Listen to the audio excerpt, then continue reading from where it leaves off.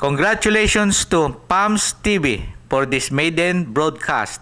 This is your Philippine Academy of Medical Specialists founder, Dr. Nestor Pasamba, calling for unity and professionalism. Initially, I was satisfied with Dr. Rene Catan as our PAMS president last year. Because the convention was quite successful, it was well attended, and it was even graced by the President of the Republic, Her Excellency President Gloria Macapagal Arroyo herself, with a 100 million peso donation through PAGCOR. Our medical outreach program, headed by Dr. Eric Malubay nationwide, was very successful, especially in Bohol. Many local chapters were created. But on second look, I was no longer happy because there are various complaints filed against Dr. Catan, ranging from administrative cases to estafa, which is a criminal offense. With PAMS having millions of pesos plus the 100 million peso from President Gloria Macapagal Arroyo, as founder and 5 times president of this organization, I feel that I have the obligation to interfere in this crisis of leadership brought about by the failure of election last November, which they say was purposely orchestrated to keep Dr. Catan and company in power. The last convention was successful because of the efforts of the overall chairwoman, Dr. Daisy Lim Kamitan, who did everything to make it successful. But she was never properly acknowledged. Many thanks to you, Dr. Kamitan. I would like also to extend my thanks and gratitude to Dr. Jerry Genuino and the Solid Block of Cavite for the 100 million peso donation from Her Excellency President Gloria Macapagal Arroyo, and for the President gracing our convention. I know you are the one responsible for that. Many thanks to you and more power. I was really surprised by the behavior of Dr. Rene Catan because during the early days of the Academy, nobody would like to become president. So much so that I've been president for 5 times whenever nobody likes to be president. The behavior of Dr. Catan is like that of a real political trapo who barricaded himself after losing his mandate to keep himself in power.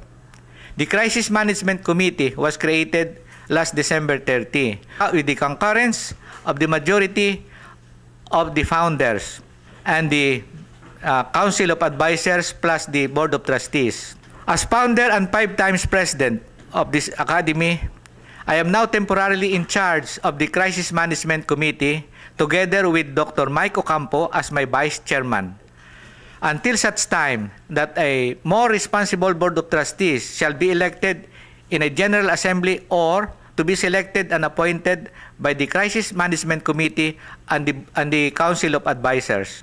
The most important reason why I suddenly decided to act is that they are saying that everything that is going on inside the Academy has my blessing.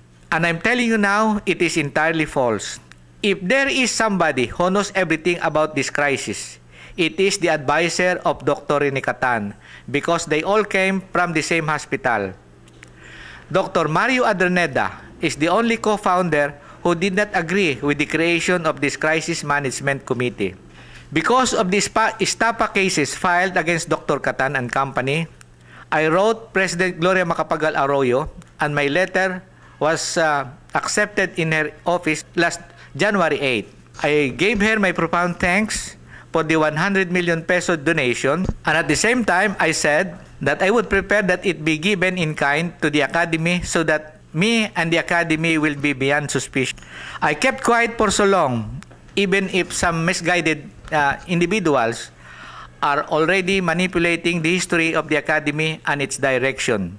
Because all I want for PAMS is to grow, have unity, professionalism, and camaraderie. But this time, that there are estafa cases filed against Dr. Catan and company, I can no longer be quiet. Because if I do so, the moment the 100 million peso from the President of the Philippines get lost, I might be the one to be blamed.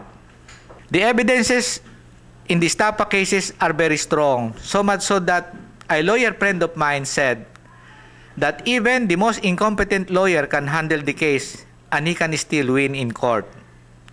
To all PAMS president, chapter president, officers and members, as chairman of this crisis management committee, I assure you that I will do everything to resolve this crisis as soon as possible so that the Academy can move on.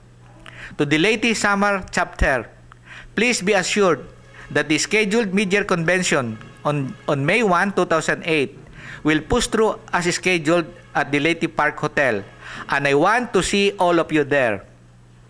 To all my colleagues in the Academy, please give me your trust and confidence and have faith in me.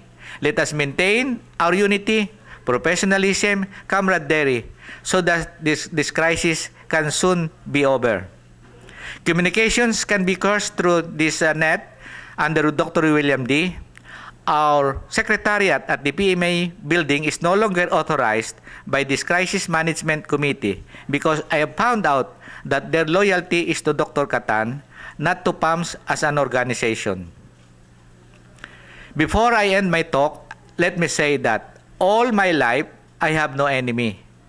But this time, maybe I already have, because of the actions that I have taken to pursue the conclusion of these estafa cases.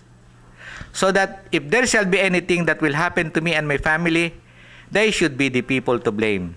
Again, my apologies, but I have no choice but to take over. Before I end my talk, let me say that all my life I have no enemies. But this time, I feel I already have, because of the action that I have taken to pursue the conclusion of these estafa cases. So if there shall be anything that will happen to me and my family, they should be the people to blame. There are now threatening texts and calls coming in. More power to PAMS. May God bless us all. Thank you all so much. Mabuhay. There are now threatening texts and calls coming in. Hindi mo dad, may stutter ka. One more time. Sige, mahirap kasi mag-English.